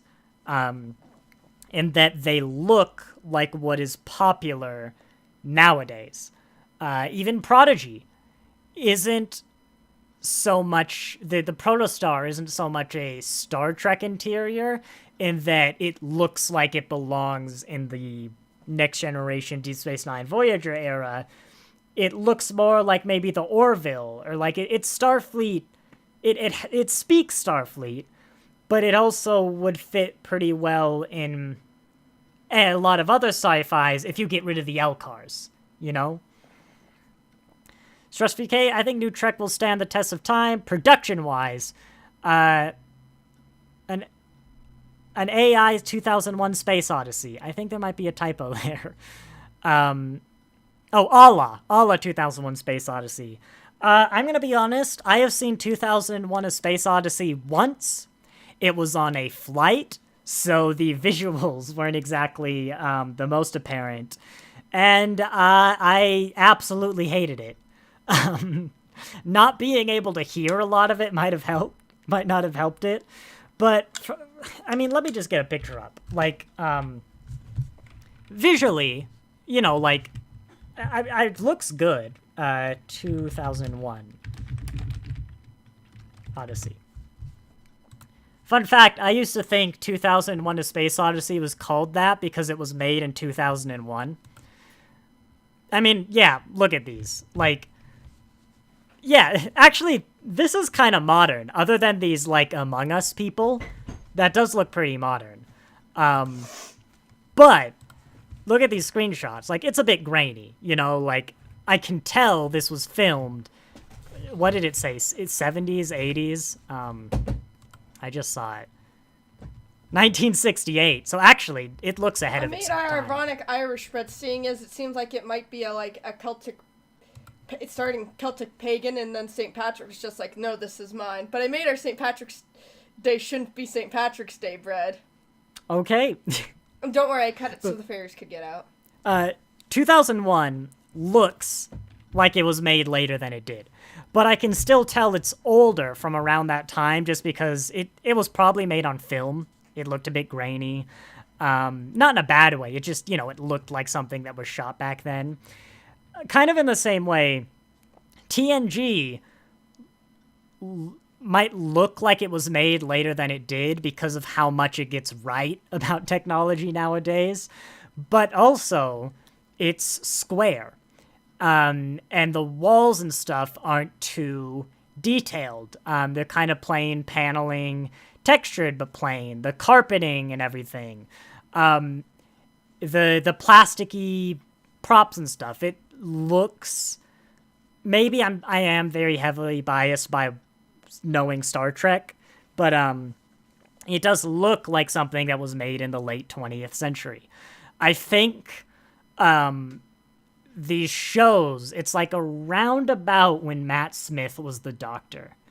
So let's see, 3409. It's around about, yeah, somewhere between 2010 and 2015. Shows kind of got a look. The token example I use, and you can Google it if just pictures. Well, heck, I'll do it for you. Is Vincent and the Doctor. Vincent and the Doctor is a very good episode of Doctor Who. It's an incredible story. Highly recommend it. But it's HD for one. It was technically the 10th, but 11th Doctor was basically kind of the first time it was in HD. And there's a lot of kind of artsy shots. You know, look here. There's very... I don't know. It's especially hard to say without it in motion. But the uses of color and stuff, I'm actually... Okay, this might not work. I'm just going to flat out get it up for us here. Let's see. Entertainment, media, Doctor Who. And as my hard drive loads... I think the opening shots, if I remember them correctly, of Vincent and the Doctor has like it pans over like a beautiful French, God, I hope it's French, field with like sunflowers and stuff. Yeah, you remember that one. Anyone who's seen Vincent and the Doctor is going to remember Vincent and the Doctor. But it's the kind of the first episode I remember where Doctor Who felt like a modern production, and that it's kind of an example I point to where the look of a show seems to have become pretty important. Season 5? Here we go. Hopefully this works. Okay, hang on, give me a second. Oh, whoops, that's my display capture for something else. Display capture 2. That one. Yep, I'm glad that popped up the right screen. Look at even, this is the screenshot for Vincent and the Doctor. It's like this field of wheat. And, yes, so this opening shot, I'm actually going to make it a bit smaller for kind of copyright reason, of Vincent and the Doctor. Look at this, like, beautiful wheat field. We start focusing on this, like, random bit of wheat, this whole depth of field, this use of color, bright, sunny day. It's some random wheat field. It's just something about this whole opening scene for me, as I mute it so I can hear. Just feels... I can kind of tell it's older. Like, you know, this would be more heavily CGI. This guy would be fake. This wheat might be fake. There'd be more post-production. But that's kind of the start to me where there's a lot of thought going into how a show looks. It's hard to explain, but, you know, in a bad show, often people might complain that it's more spectacle than story. You know, it's made to look amazing, and there's not much meat behind it. I don't think... I mean, sometimes that's the case. Like, movies sometimes are made to just look amazing. Like, let's watch these two... Godzilla movies are meant to look amazing, not necessarily be the best plot. But I don't think that's... that they didn't care about the plot and only cared about the looks. That's that we just put so much into the visual quality and not just TVs, you know, movies and video games and a lot of stuff. And it's around about that time of Vincent and the Doctor where it feels very modern. And when the story isn't necessarily the best, it can take away... It almost looks like it's taking away from the story because you're so focused on the visuals and you're like, is that all you put your attention on? And Vincent and the Doctor is a great example because it's a fantastic story. You know, so I don't want to say necessarily, oh, throw away all this HD. Like, I do think I see benefits, actually, legitimately, in 720p. I think there are benefits to not having to worry as much about that visual quality, but I doubt that's going to last forever. This kind of look of modern shows, either our technology will get better, these like Mandalorian, not green screen rooms are going to change things so much, or we just get tired of really great looking shows and maybe the pendulum swings the other way and even we go back to like 60s where, you know, it doesn't look like the 60s, but there's much more thought put into the actions and words. Maybe shows become a lot slower again. I don't know. But after we transition, it's going to look like a show from now. And even I said, Vincent and the Doctor, as much as it has some of those similar kind of like looks like a modern shows, it's so old at this point. 2009 or 10, 13 years ago, can you believe it, that visual qualities just improved so much, we have so much post-production, it looks older than a show made now. And so that's mostly what modern is to me. Obviously, Secret Hideout and Alex Kurtzman kind of running things as opposed to Rick Berman and his team, yes, that's going to have an effect on the show. But when I say modern, it's either, like, mostly it's just to say, hey, you know, there's a clear difference between classic and modern, but also it very much is a modern show. If you look at the Orville is a modern show. It's still, I think it's still being made, but it feels a lot more like something from the 80s. Star Trek, modern Star Trek, feels like something from right now. For a lot of reasons, but for me, those are kind of the biggest ones. Carlos, presentation on the show's look over a productions period will evolve over time. That depends on the art director, and production chief choices. And yeah, classic Star Trek, it's not like they didn't care, and like there was no art director or whatever. It's just things have changed in budget, capabilities, time. Like, you have a lot more time now you can put into an episode of Star Trek than you could back in the day, where, like, you know, you'd have a week's turnaround, you know, I think, for a lot of these things. But it's just, you know, different. It's just a different look, you know. And Vincent and the Doctor and stuff like that is proof that it's not necessarily bad. Yeah.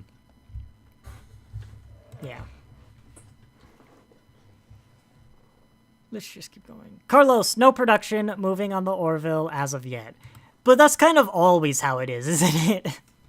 I feel like for most of the Orville's life, it hasn't been being produced. Look, Fox, or who owns it now? Hulu, just make a Blu-ray and I'll finally go and finish the Orville.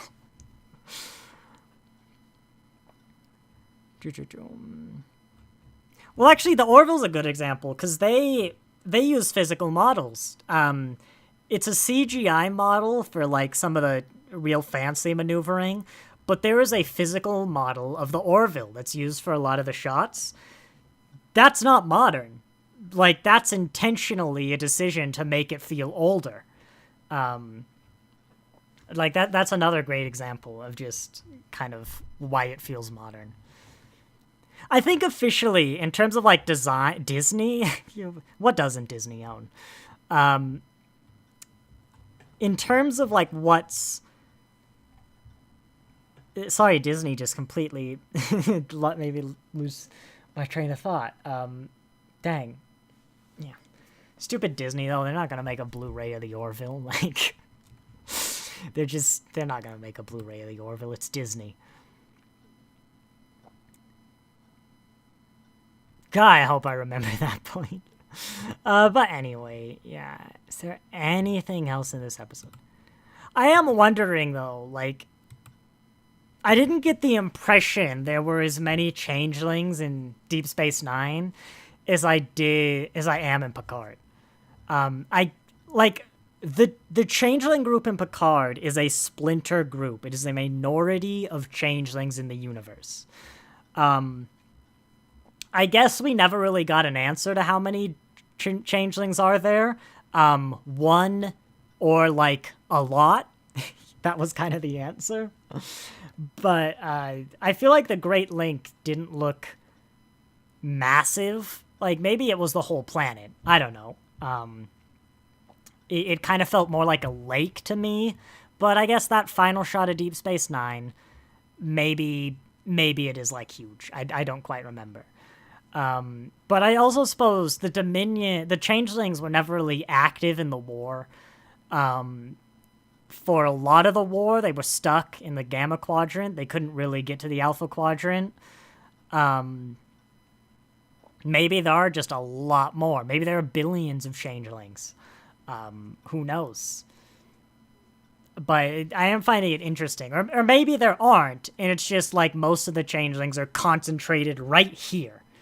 And so, you know, every starship doesn't have 10 changelings on it. It's just there happen to be, like, 5% of all changelings in the Alpha Quadrant are currently on the Intrepid.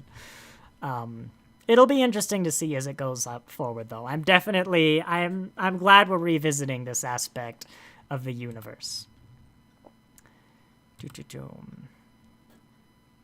And I don't think I have too much to say. This scene is interesting, for two reasons. First, I think it pretty much confirms that neither of these people are changelings, because they're alone. They wouldn't act like this. If one of them's a changeling, they don't know it. If there's a twist so far that we could predict, it'd probably be that, like, Jack's a changeling and he doesn't know it or something. But that'd be weird. That'd be weird. I'm just gonna say it. That would be very weird. I don't think they'd do it, but yeah, it also proves Jack has existed for the past 30 years. He's not some fabrication. And the condition he has right now has been with him his whole life. but again, they're not open. They're like showing us how nice the wrapping paper was on the mystery box. Now they've opened it a bit, and they're like, look at this corner.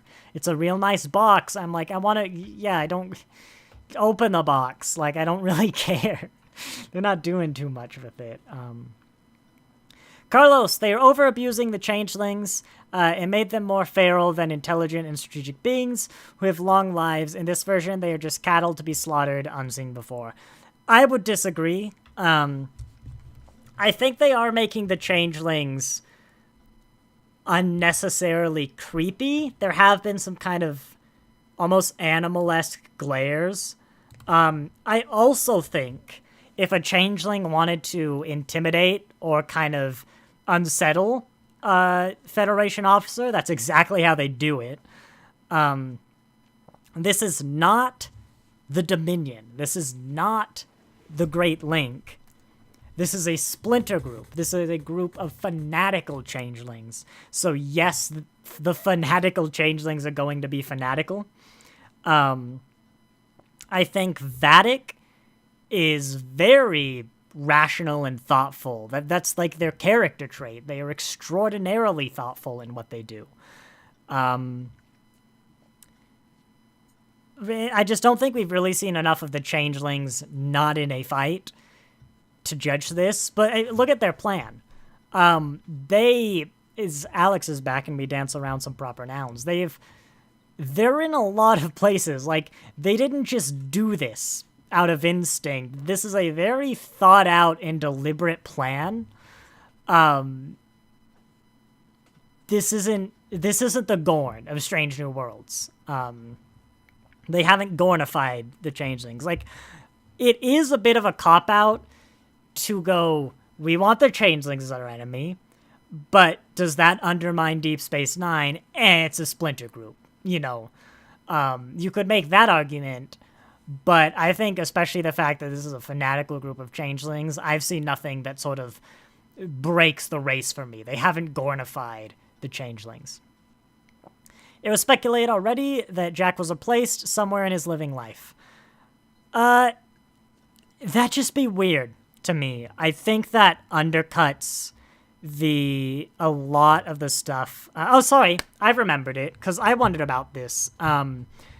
Why would Jack have gone to that bar 5 years ago if he was a changeling? So I think he was definitely Jack for that point.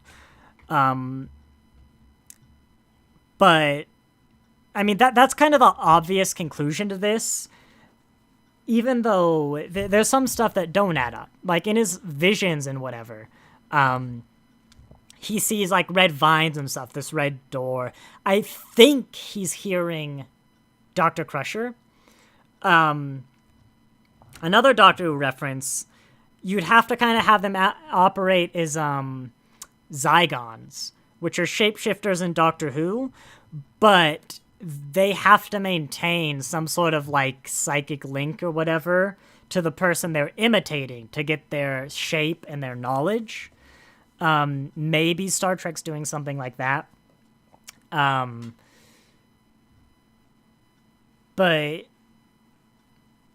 I don't know. I feel like they're dancing around it too much for that to be the solution. And also, Jack murders 4 changelings here. Like, yes, this is a fanatical group, but Changeling Society is pretty adamant on the fact that no changeling has ever killed another except that one time now, but we don't talk about that. I doubt that one incident in Deep Space Nine would completely go like, oh, well, I guess it's fine now.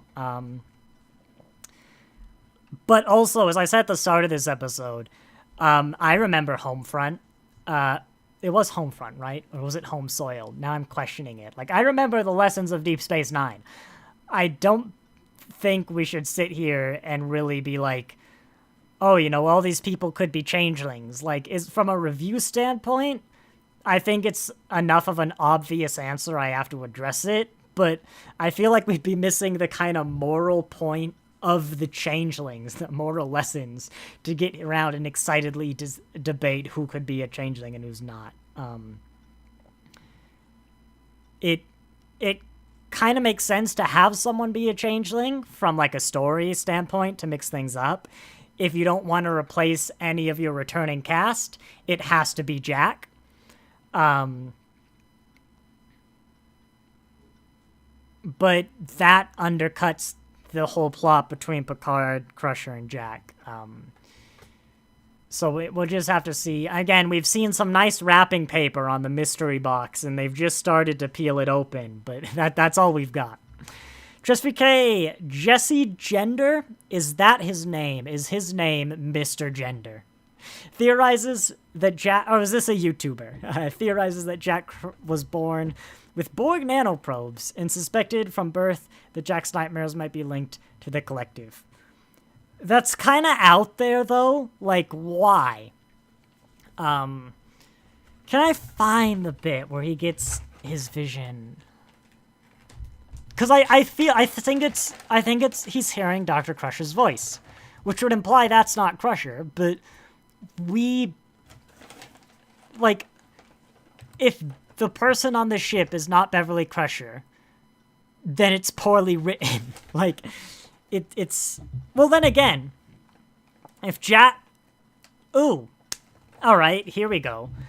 From a narrative perspective, the reason it makes sense for it to be Beverly is that Beverly locked herself in a room at the start of this season while the ship was under attack, and Jack then found her in a stasis pod.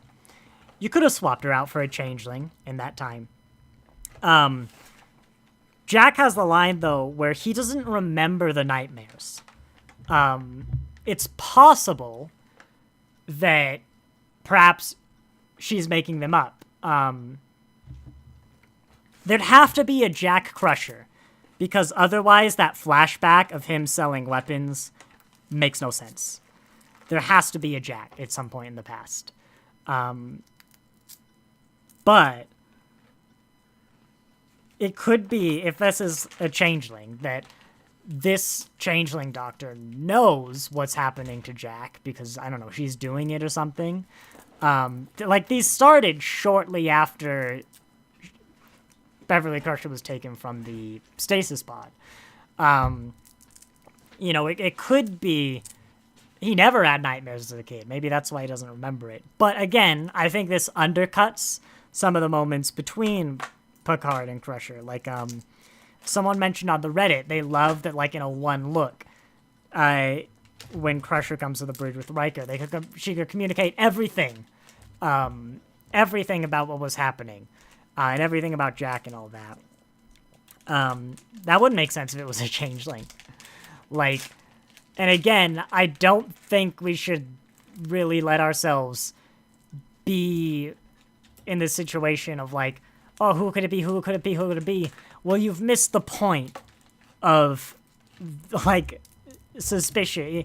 The point of the lesson to learn from the Red Scare isn't, well, who's the communist behind the bush? It's that there probably isn't a communist behind the bush, and your fear of that communist is far worse than anything the actual communist could do. Just VK, the changelings might be seeking Jack's help because he's able to connect to collectives like the Great Link. That could be possible. Like, I think there's something wrong with this splinter group. Like, I think they're having trouble shapeshifting. That's why they're more meteor. That's why on Death they don't look, they don't revert to their natural form, and when they do, it's still really solid. Like when Crusher was cutting up those organs. And that they'd be desperate. But then, like, what does Jack have that could cure them? Is it incidental? He happens to have some totally unrelated disease or condition. It could also, maybe it's related to that deal we saw that was like a random cold open where he was selling those weapons. Maybe something happened then. Maybe Section 31 used him. I don't know. Like, it's something to do with that virus again. I don't know. But again, I've seen a corner of a mystery box wrapped in wrapping paper. Like, not much. I'm going to briefly scan to see if I can see that hallucination-y scene I'm talking about.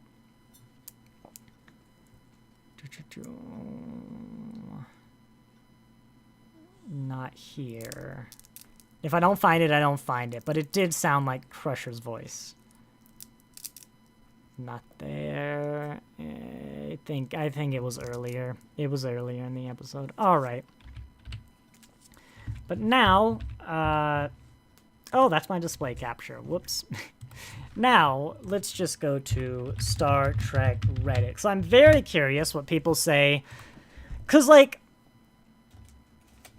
I imagine most people don't remember Ro Laren well enough to really, like, appreciate this episode. So I want to know what people are saying. Because that came out of nowhere. You couldn't prepare yourself for Ro Laren knowledge. Looking through the comments. I know you can't see this, but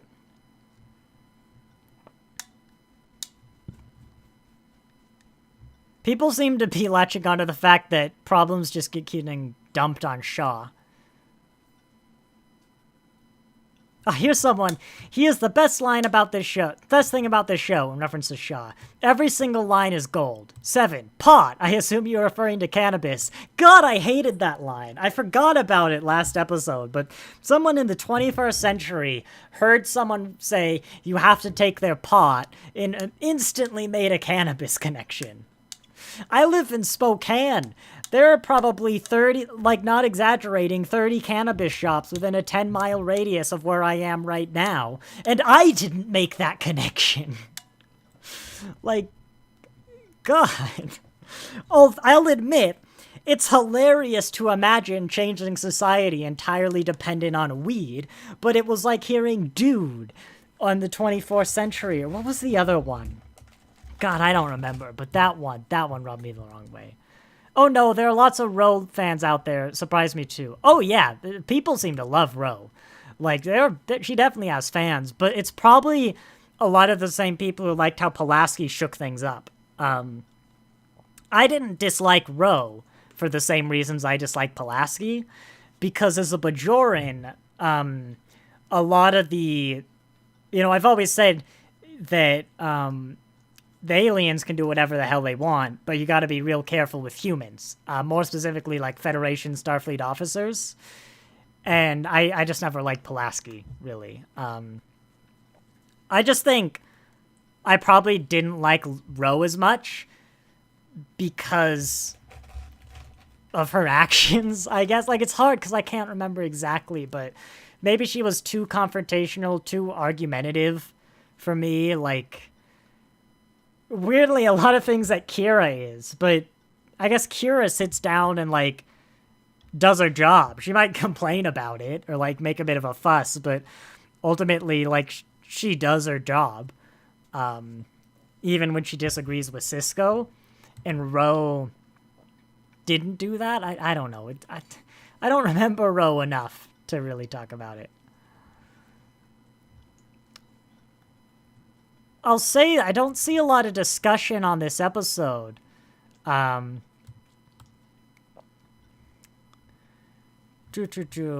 again, I think there's just not a whole lot that happened for an episode where arguably a substantial amount of things happened. Like, we literally revealed the main threat, but...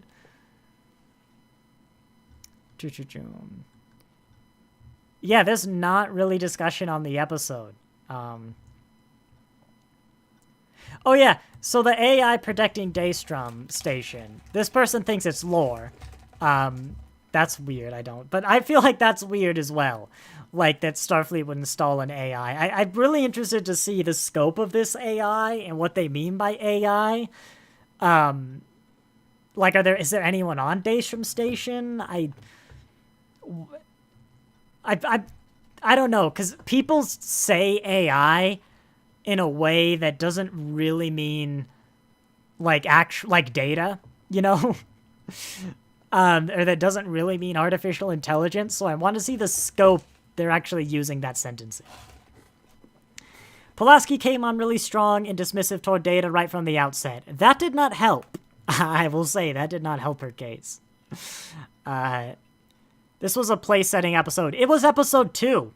That's what it was. It was like, hey, all the action's done. We've just got to now kind of establish the stakes and what's going on. This was the episode 2 of the season. I can't get over the relative simplicity of Rose's earring being such a catalyst for so many things in this episode. From her not wearing it to see if Picard would call it out. I did not catch that. But yes, that is good. To Picard noticing what it really meant for Rose to wear it, which undoubtedly is going to lead to Picard trusting something, Jack decides in a way he didn't trust Rose. I don't actually know what he means by that. But that was someone on the Reddit. Just because I think Moriarty is the dangerous AI. How... I've said this before, but how the hell are you going to justify that? Actually, I really like that. From, like, a narrative, you say AI, everyone pictures something, but what he actually means is that it's like a Moriarty, Vic Fontaine doctor who's protecting it. But, like, why would Moriarty agree? Because he was, like, Moriarty, he went along with the Federation. He's like, yeah, save me, then, try and figure out how to let me leave the holodeck. Then someone accidentally woke him up. He realized the Federation forgot about him. Well, he was conscious for, like, all those years in the computer's memory. He then, like, thought he earned his freedom with somebody he loved, only to have at some point, probably years, if not decades later, been ripped from that to learn it was all a lie. The Federation had tricked him once again. His life was a lie. He's lost everything. Oh, by the way, do you want to run Daystrom? Like, what? But I like that idea. If you can justify it, I like that idea. Also, because it'd be surprising, like, AI, that's what you meant. But, if there's one thing that this writing team can do, it's justify their character decisions. So, we'll see.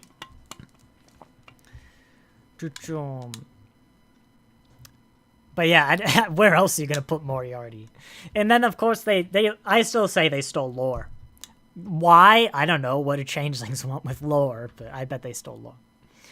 Oh yeah, Picard spoke Bajoran.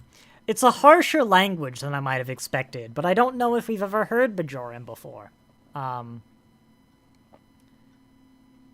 Stress VK, Moriarty figured out Jack is proper noun and has been sending changelings to kidnap him. But why? Oh, because he wants back at Picard? But why would the changelings listen to Moriarty? Like, the changelings have to be getting something out of this. Picard hasn't done anything to them. During the Dominion War, he was off fighting the Battle of Beta Z or something, was it? Like, if any... Well, I guess Sisko's not around, but, there are other people the changelings would care about. Yeah, some people just seem to be like, yeah, Rolaren was in this episode. It is very... not a lot of discussion. The holodeck seems to be stuck on Picard's 10 Forward program. They are certainly getting some mileage out of that set. It is a good set. Yeah, I think this is just kind of placing what I said, where this is the weaker episode, where not a lot happened. Because this episode discussion, again, here you go, I'll throw it in the description, in the comments. There's not really discussion or even, like, praise, really. It's kind of like, yeah, Rolaren was there. Yeah.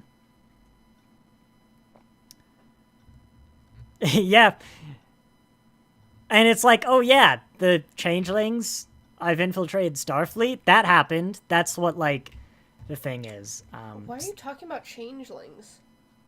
You're still on TNG. You'll get there. No. This goes along with the conversation we were having earlier about Irish Fae. Changeling is legit an Irish Fae. Like, it's what would happen when, it's what it would be called when a, child would get replaced with a fairy child. This is a changeling. Also known as what they would refer to autistic people in the olden days. Changeling is also what they call these people in a certain part of the galaxy. Star Trek's got changelings. But, in ye olde Ireland, before they learned autism wasn't a weird thing, they thought we were replaced by fairies. Hi, chat. Also, you're not supposed to be listening. I'm talking about serious Deep Space Nine stuff over here. Here's the thing, is you said the word changeling, and we were already talking about I've said the word changeling probably like 50 times in this I only stream. heard it that time. Justifique, Moriarty, I gotta go check on our bread. Moriarty, he's convinced these changelings that Jack is the answer to their great issues. But really wants to get Jack. Yeah, alright, but then, like, how does Moriarty get in contact with the changelings? Also, why is Moriarty in charge of the station? Like, it's an interesting direction to make Moriarty the central villain of this show. It's an even more interesting direction to make him the central villain of a show where changelings have infiltrated the Federation. But, I'm not saying you're wrong. I'm saying it's definitely... It's not the direction I would expect this show to take. But yeah, I think most people like me just didn't have a lot to say about this episode. Been live for 2 hours. And I even noticed less people here, which could be because of the daylight savings shift, but it also could be because we just don't really have much to talk about. And someone else, so is Janeway going to make an appearance? Because again, another reference to Janeway. Like, they're really... oh, what happened here?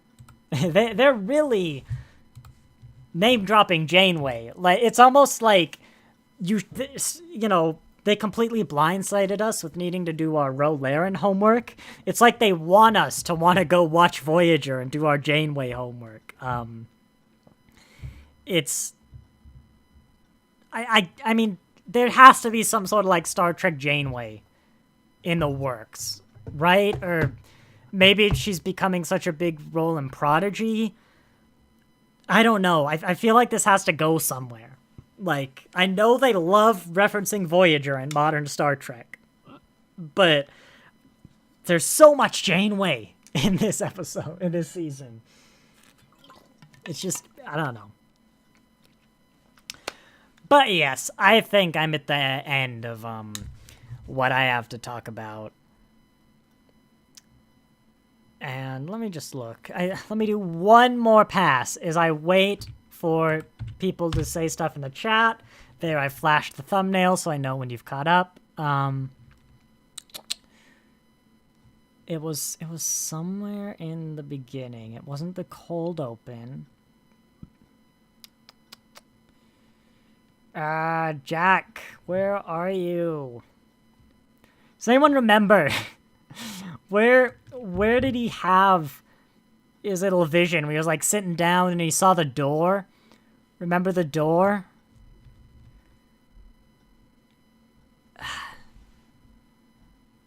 That's, yeah. Apparently it was an incredibly brief scene. Yeah, it wasn't that late. Is it here?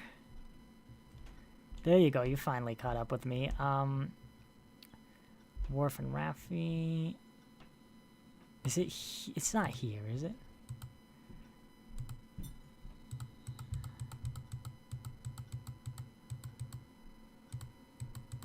God damn it. But yeah, I think I'm gonna wrap it up here.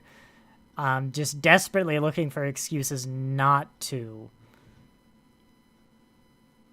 Come on. I don't know. The episode wasn't that bad. Go watch it. Oh, wait. Is this it? Is this it? I should probably hide this. No. Yeah. I also found it weird to have, LaForge vomit at her own self lying in bed, who hadn't been mutilated in any way. Like, yeah, the cover was over the hole in her chest, but that felt weird. Oh, there it is. I found it, I think. Let me listen. There it is. Okay. Okay. Oh, shit. Shoot. No. I'm also not going to put subtitles on, because if it's Crusher, it's just going to flat out say it's Crusher. I'm going to play some audio from the actual episode now, and I want you to listen and tell me if it's Crusher. Find me. Hear me. Connect us. That's Crusher. Like, what? 100%. Here you go. It's like 20 minutes into the episode. That's Crusher. Like, that just is Dr. Crusher. And it's like, hear me, connect to me, find me. She's... Like, I feel like it'd be weird if the Crusher we've seen so far is a changeling, but narratively and structurally, so much about it makes sense. Like, actual Crusher sent the message to Picard. Everything after that was changeling. Like, changelings boarded her ship, they took her form, and went into a stasis pod, and... Well, then what? Does Dr. Crusher have some sort of psychic connections? Stress VK. See, this is why I said, I didn't want to know that. And I specifically don't turn on subtitles because it has horrific spoilers like that. Yes, the subtitles will tell you who it is. I'm actually going to delete that message, Stress VK, for people who might want to keep it a secret. But I think what we're going to try and avoid spoiler subtitles in the future. But, like, does this mean that Jack has some sort of psychic connection with Dr. Crusher? It's weird. But, like, at this point, they've made that so overt, it's weird to keep your mystery box so under wraps. Yeah,